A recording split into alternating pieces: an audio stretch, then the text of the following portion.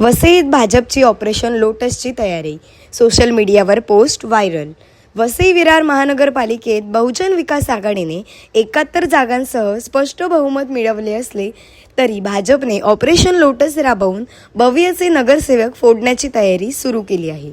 याची post social मीडियावर viral झाली आहे. भव्य अध्यक्ष हितेंद्र ठाकूर यांनी मात्र या चर्चेचा खरपूस समाचार घेतला आहे. धंदे करू नका अशा भाषेत भाजपला इशारा देत माझा एकही नगरसेवक फुटणार नाही असा विश्वास व्यक्त केला आहे.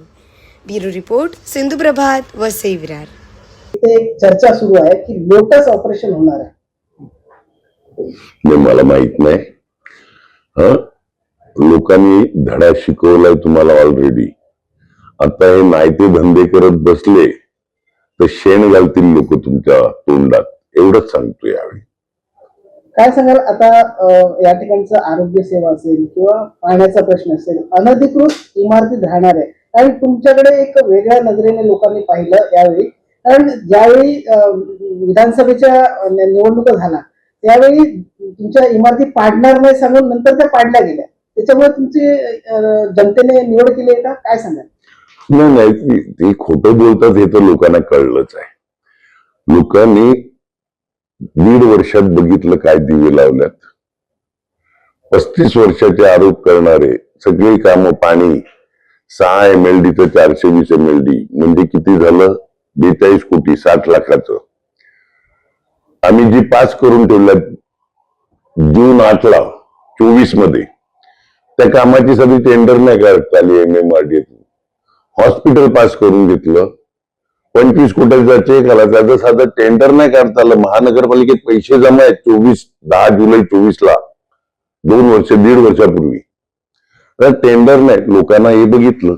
आणि हे खोटं बोलतात, सत्ता आणा भाका घेतलेला आहे तिकडे, तुमची बिल्डिंग तुटून देणार नाही.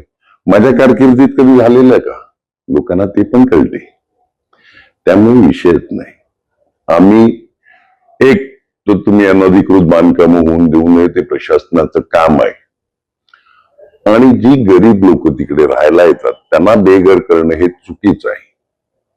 तुम्ही बांधकामच होऊन देऊ नका ना का, तो लोक जातील लिगल मध्ये. तर ते कंट्रोल करू आम्ही आणि यांना दिलासा देऊ. माडामधून जो रिडेव्हलपमेंट किंवा हाऊसिंगचं झालेलं ती कामं आम्ही घेऊ. लोखंडे साहेब माडाचे CEO असताना जे पास करून घेतलेलं ती कामं आम्ही मार्गी लावू.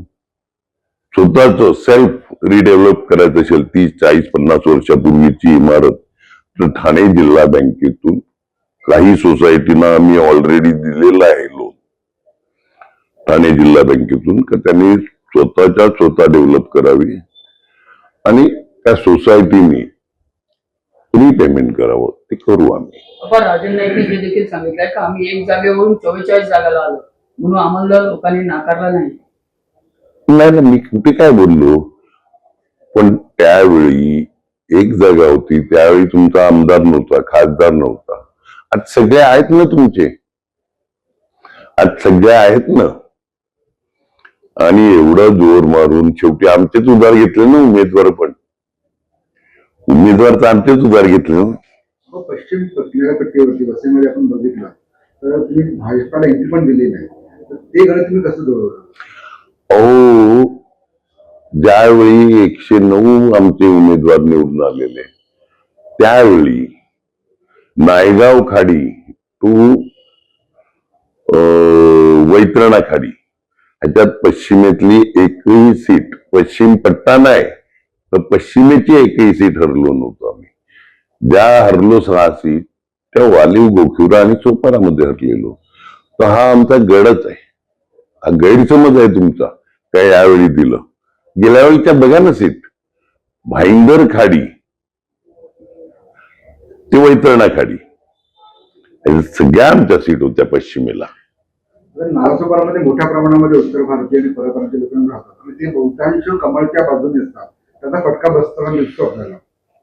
बसतो ना, बरोबर आहे. सिटीमध्ये पण आपण बघितलं की खूप कमळाला मानणारे वर्ग तिकडे आले. बरोबर आहे. आव्हान असतं ना की भविष्यामध्ये? नाही, आव्हानं सगळी देतात. शेवटी काय होते, नवीन आलेल्या लोकांना आम्ही केलेली कामं लक्षात नसतात, माहीत नसतात. तर त्यामुळे ती आम्ही हळूहळू करू ना.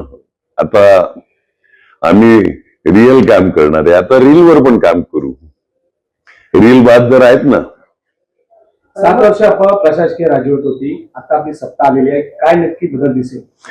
100% बदल दिसेल. लोकांच्या तक्रारीला तातडीने उत्तर दिलं जाईल.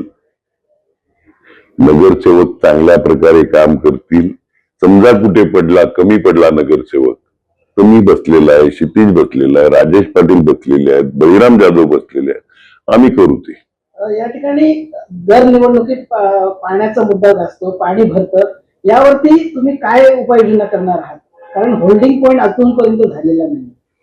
आम्ही IIT-ला दिलेलं होल्डिंग पॉईंट शासनाने आमच्या ताब्यात दिलं, तर होल्डिंग पॉईंट पण करू आम्ही. लोकांची मुक्तता होईल का पाण्यातून? करू ना.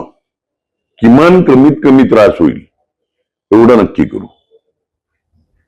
कारण असते का, भरती ज्यावेळी मोठी असते, आकाश फाटलेलं असते आणि पूर्वेच्या डोंगरावरून पाणी असं सगळं एकत्रित आलं तर पाणी साठते. पण ते गेल्या वर्षी सारखं नाही, एक दिवस साठायचं जायचं. गेल्या वर्षी आम्ही नाले सफाईच केली नव्हती. आम्ही करू ना, दरवर्षी करतो आम्ही, करू. जे गरीब लोक आहेत, ज्यांना पाण्याची गरज आहे पण अनधिकृत ठिकाणी राहतात, त्यांच्या आम्ही अनधिकृत अधिकृत बघणार नाही. पाणी हा धर्म आहे. पाणी हा धर्म आहे माणुसकीचा. आणि पाणी सगळ्यांना मिळेल योग्य प्रमाणामध्ये.